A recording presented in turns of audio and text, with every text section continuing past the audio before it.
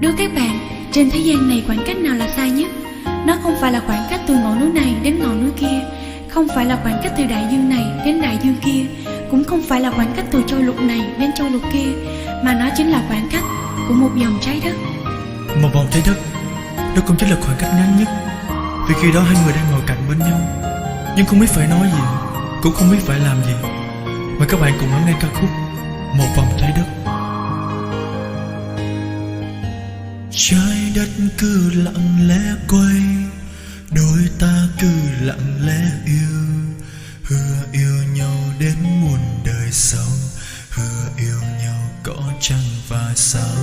Trái đất cứ lặng lẽ quay, đôi ta cứ lặng lẽ xa, xa nhau không phải không hợp nhau, xa nhau vì bao lỗi lầm.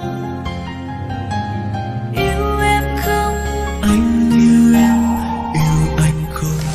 em yêu anh. Lời nói đó vẫn in sâu vào tâm trí của anh. Một vòng trái đất, em ngồi đây, Anh ngồi đây, bên cạnh nhau ngỡ như thật xa, không dám nhìn, không nói gì, dường như chúng ta chưa từng quen. một vòng trái đất. Em ngồi đây, Em lặng đi, anh ngồi đây ngước mặt nhìn theo, không dám gọi tên. Nước mắt rơi từ khóe mắt sâu bao tiêu.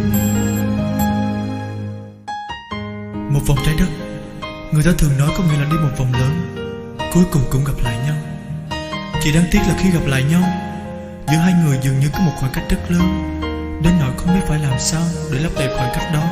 một vòng trái đất, đến cuối cùng hai người đều có hai cuộc sống riêng, hai thế giới riêng, mà trong hai thế giới đó đều đã không còn hình bóng của đối phương.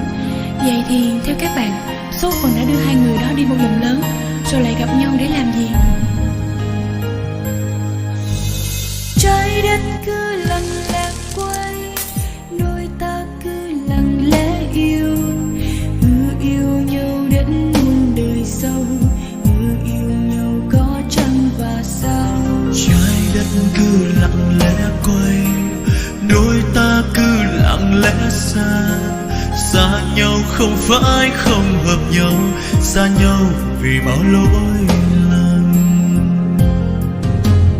Yêu em không, Anh yêu em, yêu anh không. thật em yêu anh. Lời nói đó vẫn in sâu vào tâm trí của anh. Tâm trí của em một vòng trái đất, em ngồi đây, Anh ngồi đây, bên cạnh nhau ngỡ như thật xa, không dám nhìn, không nói gì, dường như chúng ta chưa từng quen. một vòng trái đất. Em ngồi đây, Em lặng đi, anh ngồi đây ngước mắt nhìn theo, không dám gọi tên. Nước mắt rơi từ khóe mắt sâu vào tim.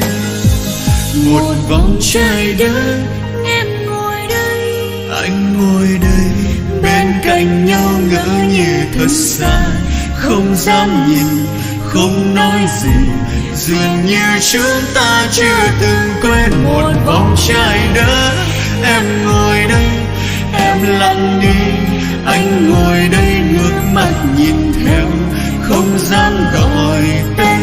Nước mắt rơi từ khóe mắt sâu